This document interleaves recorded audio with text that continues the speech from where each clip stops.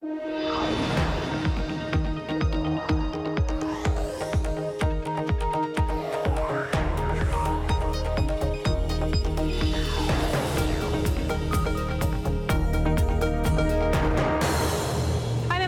Francisco, and this is Bloomberg Technology. Coming up in the next hour, President Trump on the attack over GM's plans to cut jobs and factories in the United States, threatening cuts to subsidies for electric cars and add new tariffs on car imports.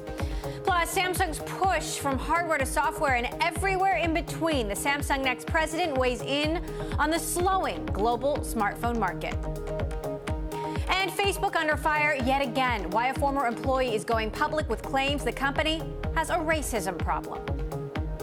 But first to our top story, President Trump has been on the warpath over GM's plan to cut 14,000 jobs and shut down 5 factories in the United States, floating the idea of new tariffs, tweeting, "The reason that the small truck business in the U.S. is such a go-to favorite is that for many years, tariffs of 25% have been put on small trucks coming into our country. If we did that with cars coming in, many more cars would be built here. And GM would not be closing their plants in Ohio, Michigan, and Maryland. Get smart, Congress. Also, the countries that send us cars have taken advantage of the U.S. for decades. The president has great power on this issue because of the GM event. It is being studied now."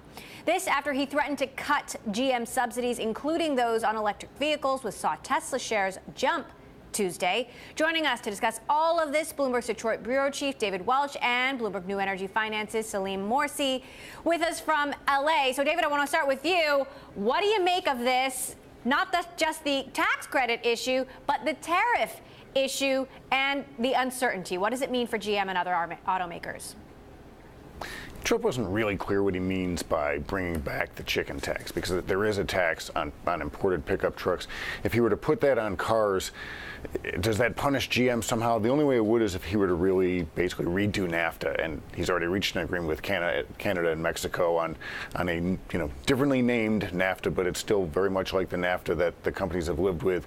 If he were to add tariffs, GM brings in about 1 million vehicles a year from its plant in Mexico to the U.S. That would hurt them, but again, he'd have to redo a trade deal that he has already adjusted and agreed upon. If he were to put tariffs on vehicles from Asia or Europe, GM brings in very little from there, so it's really not going to affect GM in that sense. If what he's doing is using this for political capital to say we need bigger tariffs on cars coming in from a variety of other countries because, look, Exhibit A, General Motors just laid off a lot of people, that's a different issue. That's not going straight at GM. It would be probably more widespread tariffs on Asian and European vehicles that he's been threatening for some time, and that would affect really not American car makers, but it would affect foreign car makers quite a bit because they import a lot of vehicles into the U.S. every year. Now, this tariff on trucks dates back to the 1960s when the U.S. retaliated against chicken tariffs in Germany. So just some context there. Salim, what does this mean for the financing of electric cars and the impact on electric car sales in general? Well, assuming he is referring to the federal 7,500 tax credit that buyers of EVs are available can get in the U.S., it would impact the industry. Sales would likely decline because buyers obviously are price sensitive to these things. However, in the case of GM, interestingly, they are hitting a threshold beyond which the tax credit actually phases out. So should this tax credit be repealed, ironically, it wouldn't deeply impact GM. It would impact competitors like Ford and Fiat Chrysler, who are way behind. As for Tesla, we think they hit that threshold. It's a 200,000 cumulative EV sales, electric vehicle sales in the U.S. We think they hit that threshold last quarter in Q3. And again, they would also have sunsetted that benefit. So ironically, for all the bluster that Trump is putting out there, it wouldn't really impact GM, or certainly not Tesla either. Now, Trump is piling on to this tweet from Tuesday, where he says very disappointed with GM and their CEO, Mary Barra, for closing plants in Ohio, Michigan, Maryland. Nothing being closed in Mexico and China. The U.S. saved General Motors, and this is the thanks we get. We are now looking at cutting all GM subsidies, including for electric cars. General Motors made a big bet on China years ago when they built plants there and in Mexico. Don't think that bet is going to pay off. I am here to protect America's workers. GM, along with Tesla and Nissan, have actually been lobbying to extend some of these tax credits. David, where does that stand? So there is a proposal out there that would extend for another 10 years the EV tax credits, and right now it's just kind of being kicked around in Congress. The latest, I think, was the Republicans in Congress really aren't in favor of doing this, and so, but there's a lot of horse trading going on. Trump could just, really use political pressure to make sure that doesn't come back into the new budget, and just let the existing program phase out rather than re-up it. That would hit GM. It would hit everybody, though. His threat to just cut GM subsidies, it's unclear how he would just go after General Motors and not punish other car makers as well. So there's a proposal out there. It's not set in stone, and he could just let that phase out or veto it if Congress did try to put it in the budget. There are a lot of ways he could stop that if it goes forward. Well, other automakers are reacting to all of this, including the uncertainty and the lack of clarity on what the president actually means here. Take a listen to this from Volkswagen North America CEO Scott Keogh. We think even the conversation of tariffs and trade wars and all of these debates bring instability and bring unknowns. And frankly, I think lack of stability and unknowns is not a good thing for business. So we believe in free trade. We believe in fair trade. We believe in an open marketplace. That's what we need. We make investments that are 10, 12, 15, 20-year cycles, as you know, and you can't have the chess pieces moving all the time. Salim, one thing we can be sure of here is that there is now uncertainty that has been cast into this equation. How will that impact not just GM, but Tesla, Nissan, and others, and Volkswagen? Well, so the global EV market is not hanging on every word of President Trump. There are many other schemes that are, for the time being, very important and pushing these vehicles into the market. We can think of the California state tax credits, and of course other big markets like China and Europe. As I said, I think if this federal tax credit were to be immediately repealed, again, hard to see, it would impact a number of manufacturers, as you mentioned, the Nissans, the Fiats, the Fords in the U.S., and sales could decline.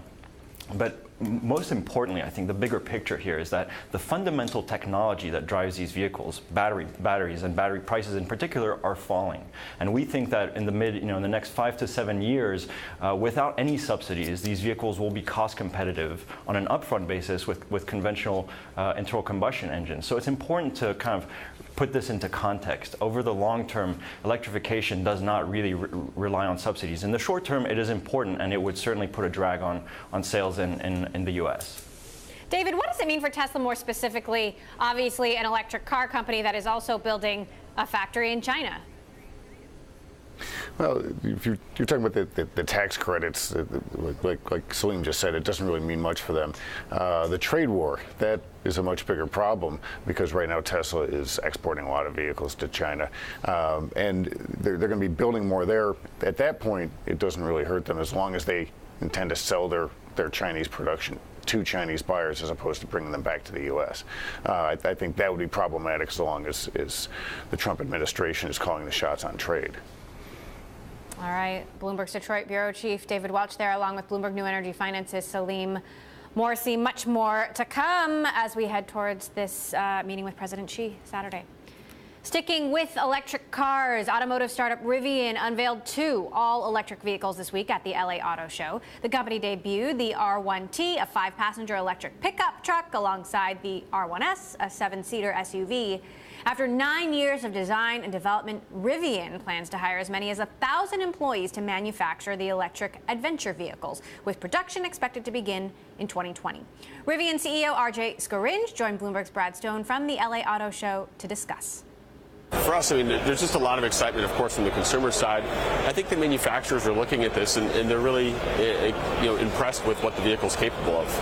And because of that, part of our business, beyond creating our products for consumers, is to take some of the technology, what we call our core skateboard, the drive system, the battery system, the cooling system, the digital layer within that, and apply that to other applications with customers that are not, with customers that are other businesses, whether those are other manufacturers or players that are more in the technology or mobility space. So licensing the technology. Have you gotten any interesting M&A queries from conventional automobile manufacturers? We have good relationships with a number of manufacturers, but that's not the objective of the company. Really, the vision and the desire, the reason I built this company was to make sure we could take technical problems and problems that, things that were thought of as being impossible, and use technology and innovation with a really collaborative working environment to help solve those. So at this point, we continue to really remain focused on delivering those products. And of course, we're looking at opportunities to leverage and utilize our technology, but our focus remains on launching these products, and we're very close to that. RJ, last question for you. You said that you guys have been at Rivian at this for a number of years. What's been the hardest part in getting to today in the debut of these two vehicles? I started the company myself, and from those early years of putting the team together, pulling the early capital together, getting the suppliers to come in, finding solutions for manufacturing, all those pieces, this orchestra of activity took a lot of time to get all the right pieces to the puzzle, so to speak. And we now have all those pieces lined up, so for us it's a really exciting time to now finally show this, because we're confident in our ability to execute, because we have those big items that do take a lot of time, a lot of effort, and of course carry some risk. Those have all been set up and addressed. And when can we buy a Rivian vehicle? We have pre-orders opening up now, and deliveries start in the second half of 2020. That was Rivian CEO RJ Scaringe at the LA Auto Show with our own Brad Stone. Coming up, trade tensions between China and the U.S., as we've discussed, escalating, and now it's impacting big retailers and e-commerce giants as well, from Amazon to Walmart. We will talk about how. And if you like Bloomberg News, check us out on the radio, listen on the Bloomberg app, Bloomberg.com, and in the U.S. on Sirius XM. This is Bloomberg.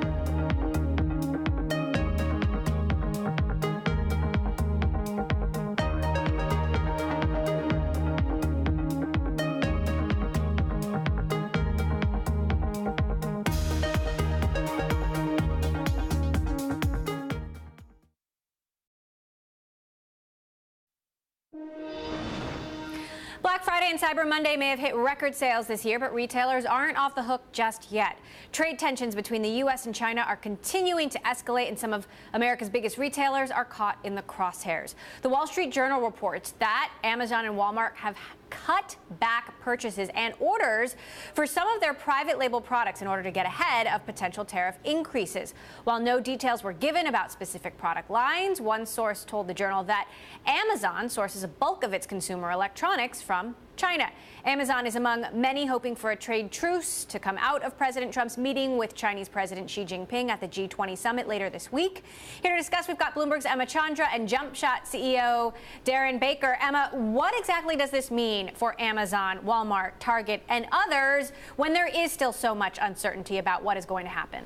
Well, Emily, you said it best. The big problem is uncertainty for all the retailers. They don't know what's going to happen. Tariffs are spoken about or tweeted about by the president quite frequently. We think there's going to be some sort of rapprochement between the US and China, and the market often reacts, and then we see nothing happens or things look like they might get worse. I was reading a note actually from Terry Haynes today. He's the head of political analysis at Evercore, and he said that he's putting it a 95% chance that this meeting between President Trump and President Xi on the weekend at the G20 is just going to be a grip and grin. It's going to be a photo opportunity. We're not going to see any kind of resolution, and that's exactly what retailers don't want. They want to see some kind of resolution. That's why we're seeing that report in the Wall Street Journal, is that they are trying to cover their bases ahead of this possible increase and expansion of tariffs in January. They're starting to look at their supply chains. I've been speaking to a number of retail CEOs in the last few months, and they're all saying it's the uncertainty that is making things difficult for them, but they're starting to look at their supply chains. They're looking at where they can make changes. They're looking at where they can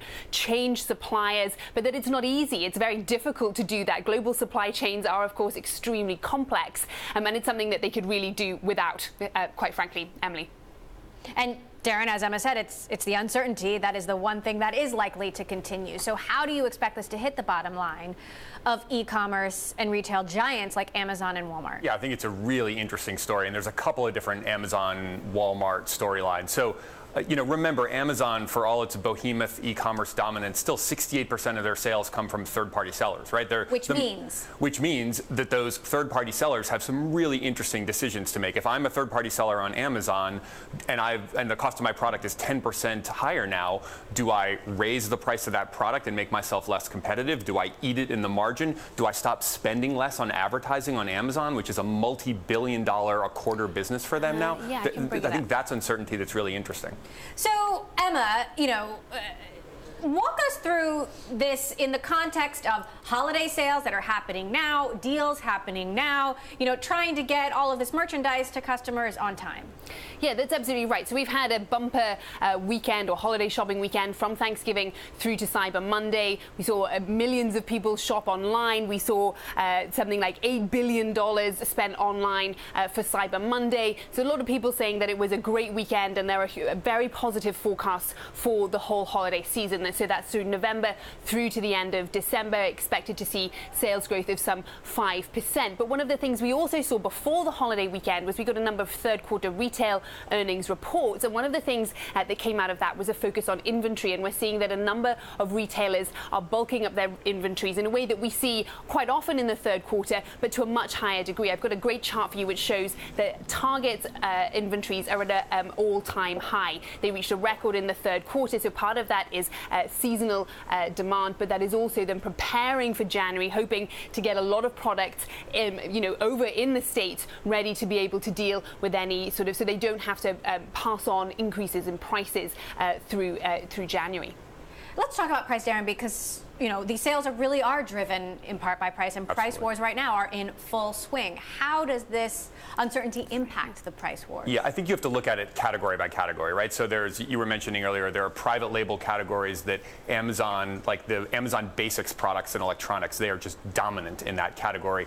They've been less dominant in categories like women's apparel, which is a more decided purchase. And so if they are able to weather some of this storm because of their diversified revenue stream and say, I'm going to go after the women's apparel category and I'm going to cut price on H&M and all the other companies that are actually have a much less diversified revenue stream, I think there's a real opportunity for Amazon there. So that was my next question, is do you expect certain categories to be impacted more than others, and if so, which? I do. I think the luxury, more decided purchases will be less impacted, right? An iPhone, right? If you're willing to spend $1,000 on an iPhone, you're probably willing to spend $1,100 on an iPhone. Even if it's tariff. Right? I think there are other categories like the low-priced women's apparel, right? Which an Amazon hasn't made good inroads in, or the lower-priced furniture category where Wayfair has grown 160% their online sales year over year, and Amazon and Walmart aren't doing quite as well. Those are the categories where I think the big giants have an opportunity to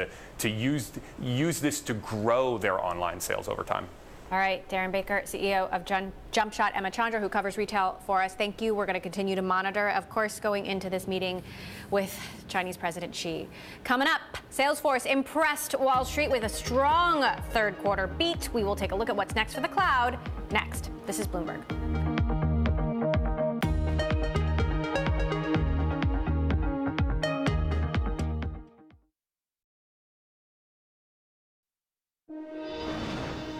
Salesforce shares jumped the most in 2 years after the company reported stronger than expected third quarter results Tuesday. The cloud software maker saw revenue in the quarter jump 26% from a year earlier, driven by an expansion in the Sales Cloud and Service Cloud segments. Adjusted earnings came in 61 cents a share, far ahead of the average estimate of 50 cents, while billings grew 27%. Joining us now from New York to discuss, Bloomberg intelligence analyst Mandeep Singh. So, Mandeep, what's behind the Salesforce surge? I think it just goes to show that this is a company that has really scored big in cloud. They continue to show remarkable consistency when it comes to growth rates, 20% plus all the time. And look, the enterprise spending is moving towards cloud. So companies like Amazon on the infrastructure side and Salesforce on the application side are the real winners, and they will continue to do well. What does it mean for the broader tech sector to see the success here, given this can be an indicator for other similar companies and competitors? Yes, so we did a report last week where we highlighted specifically Salesforce, ServiceNow, Adobe, and Workday as the biggest beneficiaries of this trend of cloud, especially on the application side. And they're going to acquire companies as well. So these are the big players. They are going to go out and make cloud acquisitions. And we feel 2019 will be the year where there'll be more cloud consolidation. Well, on the note of consolidation, we've seen IBM, Red Hat, SAP, Qualtrics. Do you think we're going to see more M&A in 2019? Absolutely, and especially if there is more volatility in the market, especially the kind of volatility we have seen in the last couple of months. Smaller cloud vendors, the ones that have revenue less than $1 billion, they are the ones, single product companies, they are the ones that are going to probably look in terms of weighing their standalone prospects versus getting acquired by a large company like Salesforce or Workday or ServiceNow. So I think we are going to see acquisitions, but companies will have to pay up. I mean, look at SAP. They paid 20 times sales for Qualtrics. So, Adobe paid similar multiples for Marketo. So I think whatever cloud multiples, even IBM, for such a big deal, Red Hat, they pay more than 10 times sales. So companies will have to pay up for cloud vendors, but I think that's where we are going with this. We recently spoke with the HPE CEO, Antonio Neri, and asked about M&A, and he said that valuations are incredibly high. As you mentioned, can these valuations hold up? Do these acquisitions stand the test of time? I think cloud is such a remarkable, predictable model that companies, especially the legacy companies, I mean, if you look at somebody like Oracle, they would love to acquire a large cloud company. So I think they will be willing to pay these high multiples just because you can buy predictable growth, which is very hard to get, on the consumer tech side or any other hardware semiconductor segment. Software cloud is the attractive, predictable segment, and I think companies will be willing to pay up for that kind of growth. What are the companies you're watching that could be in play?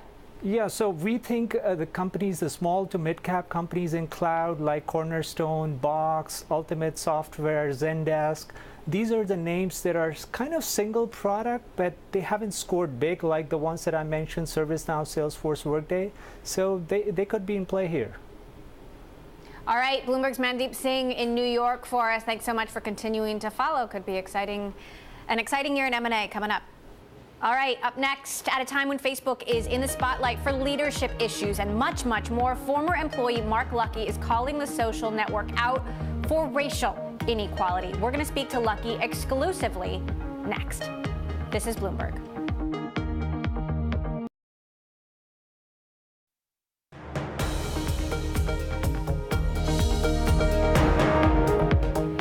This is Bloomberg Technology. I'm Emily Chang in San Francisco. Facebook is battling criticism on all fronts, and now from an ex-worker who says the company has a racism problem. Former Facebook employee Mark Lucky wrote a lengthy internal memo explaining how difficult it was to be black and employed at the social network. In the memo, Lucky wrote, Facebook's disenfranchisement of black people on the platform mirrors the marginalization of its black employees. Racial discrimination at Facebook is real. He says he expected some sort of change or at least a reply from the CEO or COO. Instead, he got a private message from one of the highest level black employees at Facebook saying his experience may not be representative and apparently taking it personally. Mark Lucky joins us now exclusively from Atlanta to discuss. Mark, describe what it's like to be black at Facebook.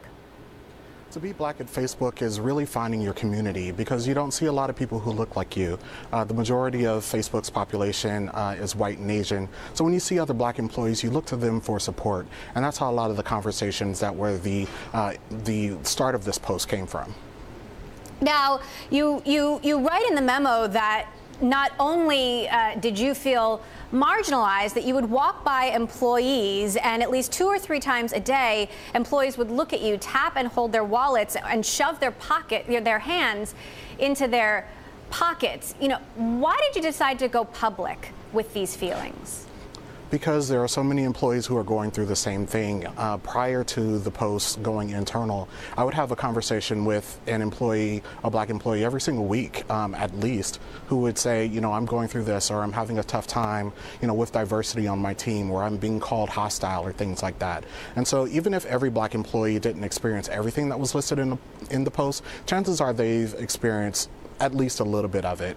And so it was tough to walk through the Facebook campus and know that this is a company that promotes inclusion and diversity, but that not being reflected in my day-to-day experiences there. Now, Facebook executives, including Mark Zuckerberg and Sheryl Sandberg, have had a lot to say about some of the other criticism they've been getting recently about, you know, this delay, deny, deflect with respect to Russian election meddling, leadership issues, and more. But they didn't say anything to you about this? They did not, and that is really uncharacteristic of the company. Usually, for something that is this conversational inside the company, there is some comment from Mark or Sheryl or somebody from that team to say, okay, we're thinking about it at least. But a lot of black employees felt even more marginalized because they didn't get the same treatment or the same conversation that other issues may have received. Now, you did get a response from Ime Archibong, who is one of the highest-ranking black employees at Facebook, who said to you, I guess I'm just confused and pretty hurt because I voted for your hire, was inspired by your willingness to strengthen the community, and that post just seems so out of character. He later tweeted that, you know, many have diverse experiences, diverse perspectives, but that your experience, you know, may not represent the experience of others. What do you make of that response? Well, it's interesting because about a week before I handed in my resignation, one of the employees told me the only black employee who gets to be their authentic self is Ime. And that's really unfortunate because I think there's a disparity between the people who are close to Mark and his team and the employees who are on the ground level. So I think it's disingenuous to say that this is just my experience or that I'm out there just, you know, putting out all kinds of information about the company that isn't true. Because I was so visible in the company is why I decided to put this out. That I didn't want to be just another black employee who left the company and didn't say anything. And actually, the day that I put the post up internally, I had 3 different people come up to me and say, actually, I handed in my resignation for the very same reason. And so I do it for them, and I'm doing it for all these people. Facebook did respond. We got this from a spokesperson. We've been working diligently to increase the range of perspectives among those who build our products and serve the people who use them throughout the world. The growth and representation of people from more diverse groups working in many different functions across the company is a key driver of our ability to succeed. Now, importantly, you point out in your memo, this is not just about employees' experience at Facebook. You believe that this extends to the experience of black users on Facebook. How so? Well, what's happening with black users is that there's a lack of cultural competency inside of Facebook because most of the people who work at the company are white and Asian. They really don't think of the black experience, which is a shame because black users are overperforming on the platform. And so it's a missed opportunity, it's a missed financial opportunity for Facebook to not engage with those users in a meaningful way, and also to make their experience on the platform much more difficult through all the ways that it's taking action and inaction. Now, this, had me recall the incident back in 2016 where there were Black Lives Matter slogans written on a wall at Facebook. Employees had crossed that out and written All Lives Matter. Mark Zuckerberg did condemn that. You also worked at Twitter, and I'm curious how your experience at Facebook compared to your experience at Twitter, and whether it's more deep-seated than perhaps Zuckerberg realizes. Yeah, the great thing about Facebook is that there are posters all through every one of its offices, particularly in its headquarters, many of them which proclaim Black Lives Matter. But as I mentioned in the post, Black Lives may matter, but you're not seeing Black lives as frequently inside of Facebook's headquarters. I think the biggest difference between Twitter and Facebook is the scale, and that Twitter really made a lot of changes in the last couple of years, a lot of improvements. Their Black Employee Resource Group is active and engaged with the community. Someone internally asked me, do you think this problem just happens at Facebook? And of course, no. But for Facebook to proclaim that it is connecting communities and really supporting these groups, what happens after they get hired? You have to think about being inclusive and not just hiring Black employees.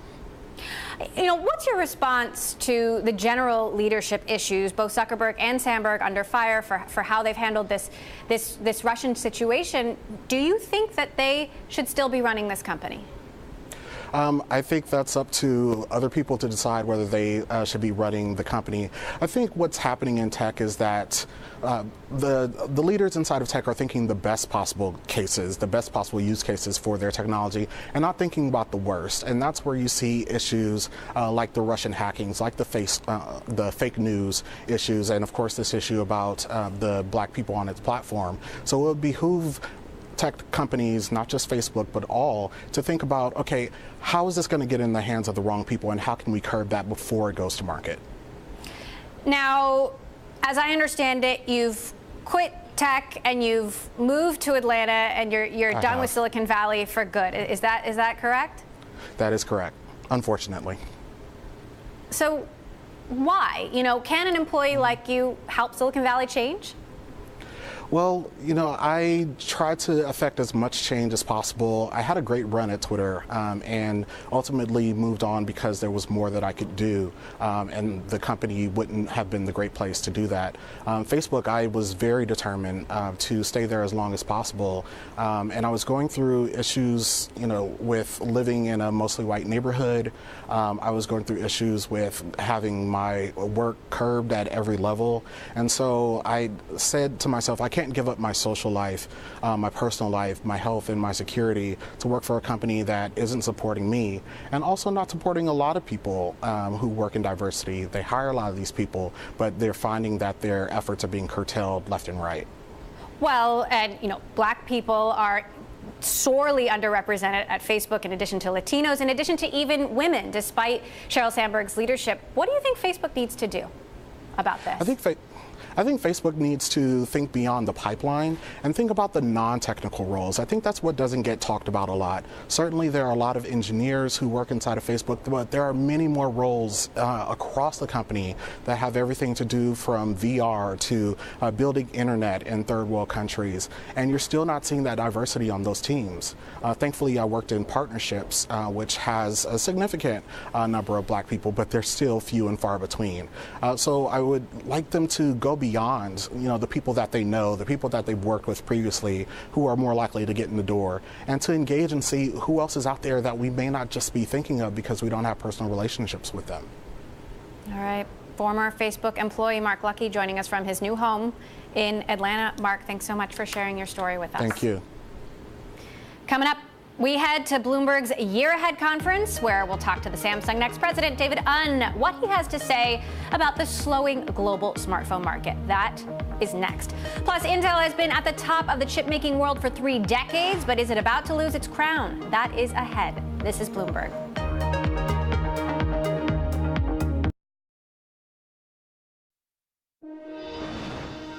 We've talked about the racial claims against Facebook earlier this hour. Now, one company is trying to reshape the workplace in order to avoid these kinds of issues. IBM has announced it is launching IBM Talent and Transformation, a new AI-fueled talent business to help companies, they say, build a modern workforce and address unconscious bias within the HR organization. For more, we're joined by Amy Wright, IBM Talent's managing director. So, Amy, how exactly does this technology work?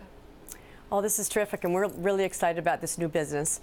And as technology is continuing to advance, about 120 million workers at least are going to need to be reskilled in the next 3 years. So this is a really important boardroom topic for most companies. And our new business is being launched in order to help those companies deal with that in 2 different ways. One way is to help them with reskilling their workforce on a continuous basis, as well as helping them change the ways of working for their employees. And then the second way is to help them reinvent their HR function so that HR function can be the catalyst for that change.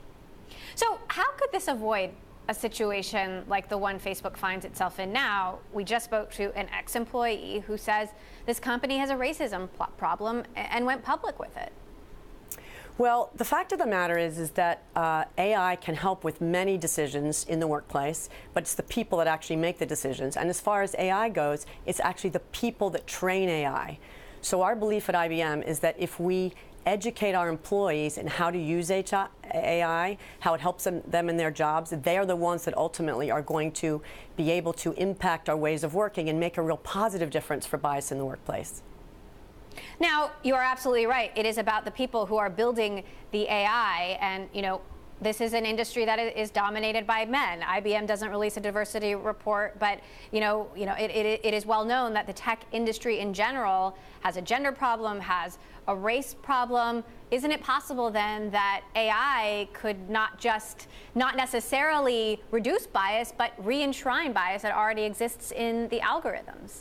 So again, the AI algorithms are trained by people. So it is just like without technology, people can have bias.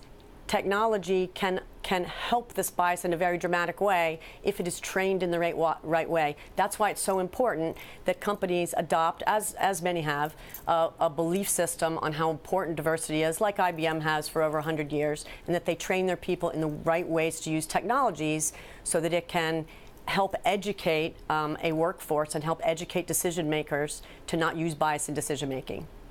Reuters published a shocking story about an Amazon AI recruiting tool that basically trained itself to reject the resumes of female candidates. It simply learned that male candidates were better because so many men got hired. How do you make sure that doesn't get built into your systems as you're developing this product? So we actually have several Watson products that assist in the recruitment area, and avoiding bias is a big part of what they do. So in today's world, the entire function of recruitment has pretty dramatically changed. So now that employees, instead of looking for a specific job, candidates looking for a specific job, they can actually upload their resume, and our products, our Watson Candidate Assist product, can look at their resume and look at their skills and identify what roles they would be skilled at doing. So it opens up a whole new set of capabilities and roles that an individual would be qualified to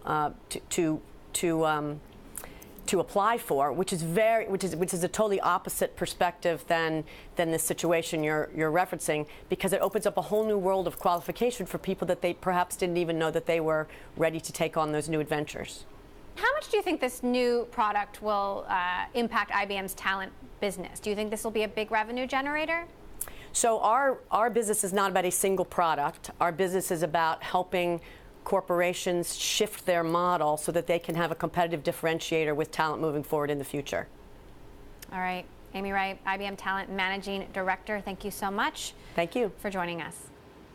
Well, Bloomberg's Year Ahead Summit is underway in New York, bringing together global CEOs to tackle topics facing every exec in the coming year. Everything from Brexit to trade talks and the future of technology has been part of these discussions. Bloomberg Tech's Selena Wang sat down with Samsung Next President David Un to talk about the coming year for the tech giant. She started by asking about its transition from a hardware company to a software company. Take a listen. There's these designations that we all use to label companies. Are they hardware companies or are they software companies? And I believe that in the future, we won't use these designations because companies will just be successful or not, and products will just work or not. And the most successful products will most likely have what I call a thoughtful integration with hardware and software. The challenge is, though, is if you think about hardware or media even, when you launch a product, when you bring it out to the marketplace, it has to be perfect. Right, because once you sell that TV in a store, once that TV show is on air, you can't really change it. But of course, the opposite is true with software. The motto that most software companies live by is to launch early and iterate. You literally use your consumers to provide you with feedback so you can improve the product. So the challenge for companies on either side, if you come from a hardware background, is really understanding how you can be more agile and use your customers for feedback to create products and experiences that work. And then on the software side, you may launch and you can iterate, but you have to cross a certain threshold of quality so that it works for people. And this is why companies from both sides historically haven't always been able to work together effectively. And it's improving now, and what we're trying to do is within this hardware company, bring in people who have the software and services expertise to kind of inject that DNA into the bloodstream so that we could have the best of both. The smartphone market is slowing, and Samsung and other companies have been trying to revitalize it with new innovations like the foldable smartphone that Samsung is coming out with. So as Chief Innovation Officer, how are you looking at the smartphone business in the future for Samsung? And what's your plan to really reinvigorate growth and innovation there? Well, one of the things about Samsung is that while we have a very successful mobile business and we sell 2 TVs a second, which a lot of people don't realize, we sell in any given year 500 million displays of one form or another. And for us, that is not just separate businesses, but a huge opportunity to connect these devices so that they can create complementary experiences. So as we think about things like IoT and connected homes, as we think about the proliferation of AI, we think about these displays as touch points where we can gather information and then provide experiences that are chained together. So for example, many people, the biggest investment that they'll ever make is really in their home. And yet when you leave your home, you have no idea of what's going on. You have no relationship or ability to communicate with it as an entity. And so what we're seeing now is not just our company, but other companies giving consumers the ability to have a relationship and a dialogue with their homes. And this is supported and will be sort of fortified by having cameras and sensors and everything from climate control and energy usage to lighting, all connected. And so when you talk about a specific device like a smartphone or a TV, they can't just be seen as standalone devices, but seen as one of a portfolio of things that can give consumers a better experience. So when I'm away from my home, I might be able to send a message to my family, and it shows up on the display in our refrigerator. Or when I walk in front of my TV, the photos that I took over Thanksgiving break can easily be shown on my TV or the TV of someone that I care to share it with. So as we think about the future of our businesses, it's not just a pure hardware business, but we think about how we can create great experiences, right? Which again is what I call the thoughtful integration of hardware and software. How is Samsung navigating the current trade tensions between the U.S. and China? And is that impacting your investment strategy at all? Well, I'm not in the hardware business. I focus on working with startups, as I said. And our belief is that while Silicon Valley is a fantastic source of innovation, for me, it's almost more of a mentality. It's a way of thinking. And so innovation can be found everywhere. And we have set up offices and we have done deals all over the globe. So we will continue to do that. And we want to be wherever the entrepreneurs are. Samsung next president David Ng speaking there with Bloomberg Tech's Selena Wang. Still ahead, Intel's dominance in chip making is being challenged by Taiwan Semi. We're going to have all the details next. This is Bloomberg.